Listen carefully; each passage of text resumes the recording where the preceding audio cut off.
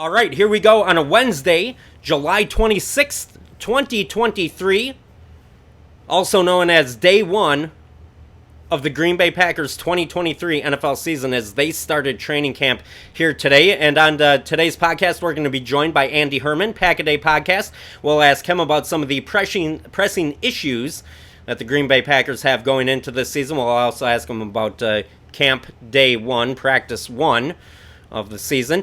Let's get our normal talk out of the way. If you want to follow along, you can do that on Twitter at Wisconsin_fam. That's at Wisconsin_FAM.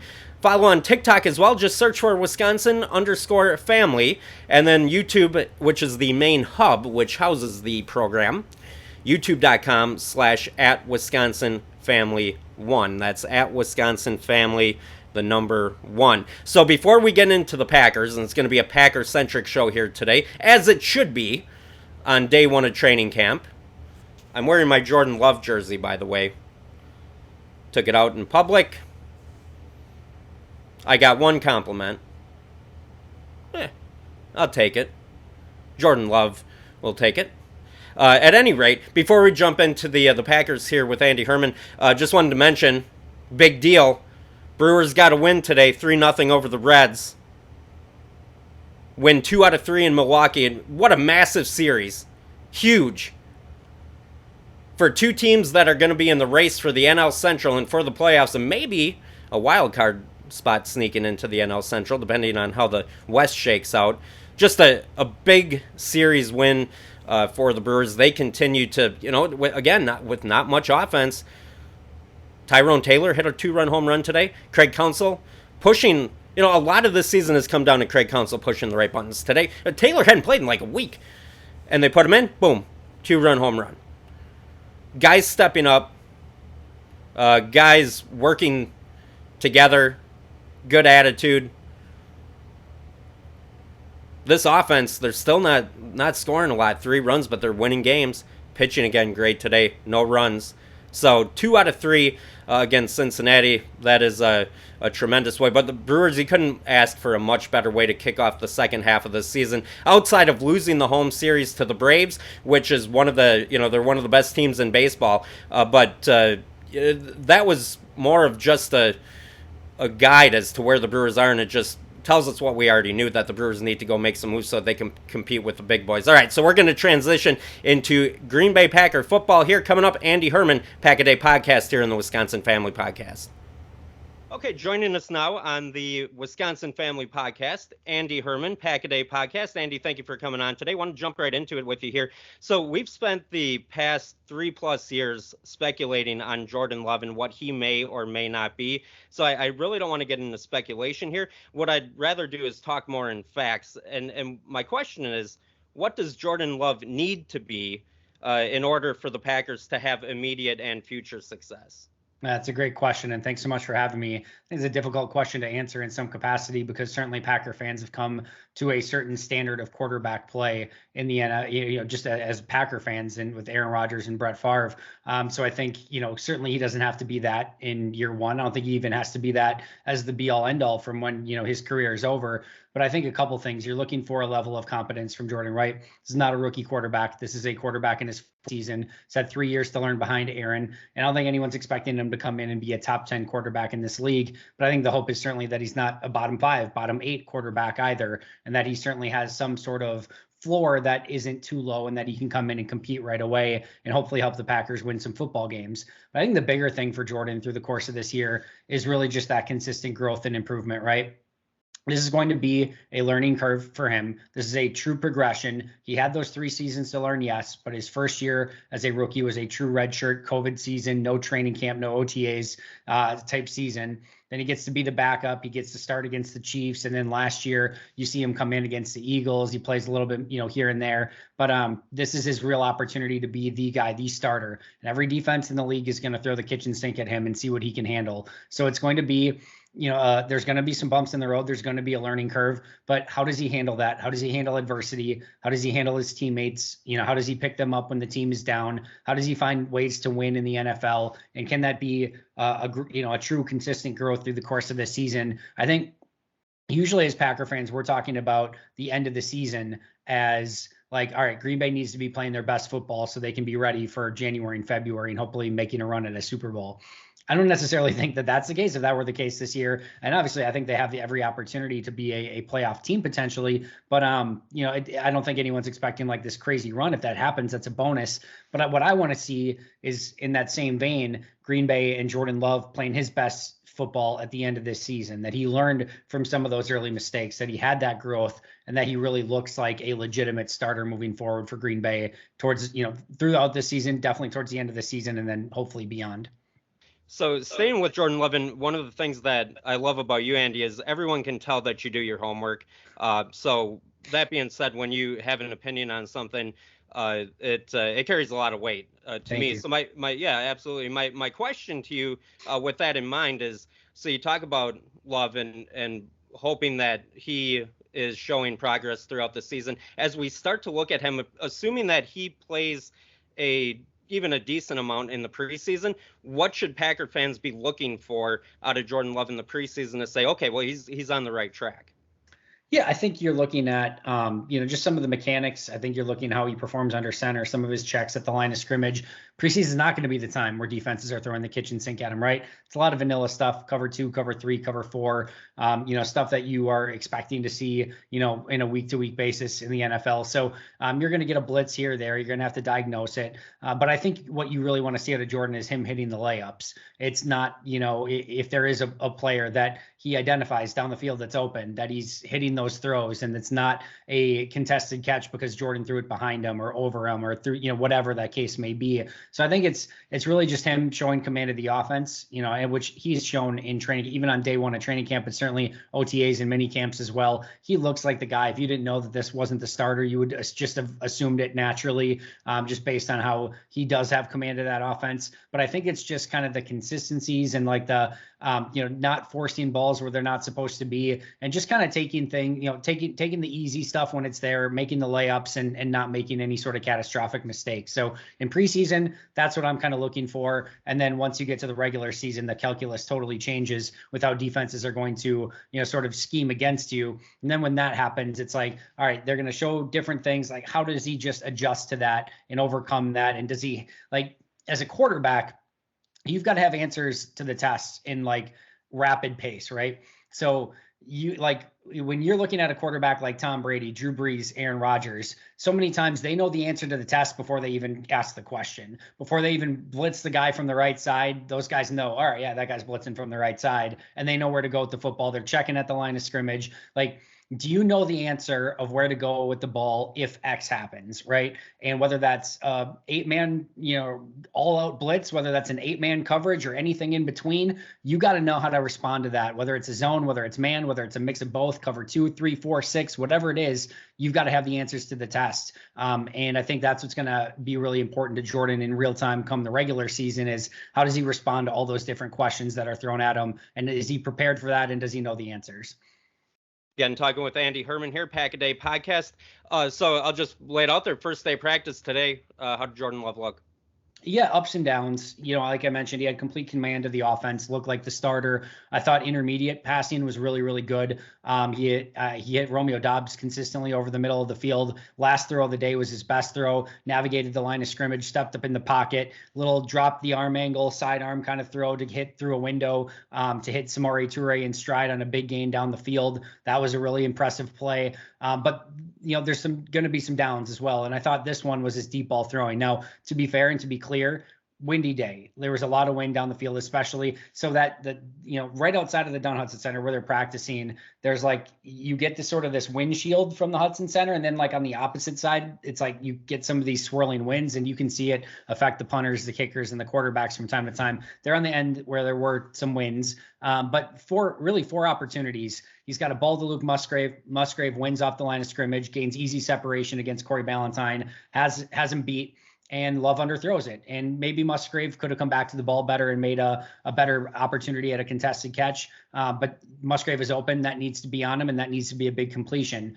Left side, Christian Watson, deep corner route, has, I think, Rasul beat on the play, open, but Love misses him left and out of bounds. He did another great job of navigating the pocket, stepping up against pressure, getting through the pocket, keeping his eyes up, and seeing Samori Toure breaking wide open down the field on a deep crossing route. Toure's wide open, but Love leads him too far to the right, and it ends up being complete, but out of bounds, so obviously incomplete. And then you've got a ball deep down the right side. Maybe Romeo has a quarter of a step on Jair, but Jair was in great coverage. But that ball also underthrown. Jair turns around. If he'd turn around quicker, he may have had an opportunity to make a better play, like slash maybe have an opportunity at a pick on the play. But either way, Jair gets his head turned at the end. It's an easy pass breakup and should have been, more of a 50-50 ball at least had that ball been on Romeo a little bit more. So some of the deep ball passing, a little bit of an issue on this day in some windy conditions. But that's something that I think Jordan's going to learn from. And like outside of that, there was no ball that you're like, man, I can't believe he threw into triple coverage or threw a easy interception or misread something or anything like that. I thought he did a really good job of commanding the offense and reading the defense. He just got to make some of those throws a little bit more consistently. So you mentioned Musgrave in your answer there, and this may be kind of a hard answer, but out of all these rookie tight ends and wide receivers, give me one that you're the most excited about. You said just the rookies? Yeah, out of the rookies. Yep, out of the rookie receivers that are tight ends. Yeah, easily Musgrave, and it's not even particularly close. I mean, the dude's different, and what that equates to will remain to be seen. What that equates to in a rookie season will remain to be seen. He needs to improve greatly as a blocker. That is readily apparent right now. But you talk about a fast, strong, physical, speedy, great body control, good hands type tight end. I mean, this is the most athletically gifted tight end they've had since Jermichael Finley. And again, not even close, in my opinion. He has the ability, to run away from defenders, to open up windows for his quarterback and get hopefully some of those easy completions. He's going to be a mismatch piece as a big receiver / fast tight end, whatever you want to view him as. I think Matt LaFleur might have to be a little bit creative to begin with due to some of maybe the blocking limitations. But let's also be very clear here. No other rookie outside of Anders Carlson at kicker has been handed anything except Luke Musgrave, who has basically been tight end one since OTAs and minicamps and was again during the course of practice and day one of training camp. So he's going to play a lot. Now, that being said, Tyler Davis, Tucker Kraft, Josiah DeGuara also played with the ones. It looks like there could be a very heavy rotation at that spot, but I don't see Luke Musgrave going anywhere. He's far too talented, and I have a feeling Matt LaFleur has been very busy in his doodle book figuring out ways to get Luke Musgrave into advantageous positions on offense. All right, talking again with Andy Herman here, Pack a Day Podcast. I want to flip over the defense here with you here. A couple of quick questions before we let you go. First off, wanted to ask about Joe Barry. Now, he's had multiple tenures as a defensive coordinator, including the last 2 years here with the Packers. Now, he's never had a top defense. Why would that change this year? Until I see it, I don't believe that it will, and that's not necessarily just a Joe Barry criticism. I think we have some defensive coordinator PTSD right now in Green Bay, right? Whether it is the second half of Dom Capers' regime, whether it was almost all of Mike Pettine's regime, whether it was now almost all of Joe Barry's regime, we haven't seen consistency at defense. We haven't seen any sort of theme, any sort of identity that this defense has taken on and tried to have. And that is despite the fact that this team continues to pump money and top draft picks onto the defensive side of the ball to try to have one of the league's best defenses. Now, that's not been all perfect on the GM's part, from Ted Thompson to Brian Gutekunst. There have been some missteps along the way with identifying talent, with letting players like Micah Hyde and Casey Hayward walk. We don't need to go through all of that. I think everyone knows some of the missteps along the way. But there has been a lot of talent here at the same time. And I don't think that anyone would argue that the defense has lived up to expectations. Now, it's the same thing from a special team side of things. And we've just seen too many bad special teams. And I know Rich Bisaccia's unit took a step a season ago. You take Keyshawn Nixon's second half of the season out of that, that's still a bottom three special teams, arguably last year, save for Keyshawn Nixon sort of saving that group. And that was not the plan, right? They kept playing Amari Rodgers over Keyshawn Nixon by design before they sort of stumbled into Keyshawn Nixon. So there were still plenty of missteps on special teams. We've seen players not maybe in the right positions and in the right scheme defensively. Until we see consistently this defense and this special teams doing the right things and showing that they can be a top 10 defense or special teams, it's just hard to believe. And like I said, that's not just Joe Barry related, but I'm going to believe it when I see it. And I'm done with my prognosticating days of saying that this is going to be a top 10 defense until we actually see it out on the field. So back to the point that you're making there is, you said it's not just a Joe Barry thing. Does that fall on LaFleur squarely?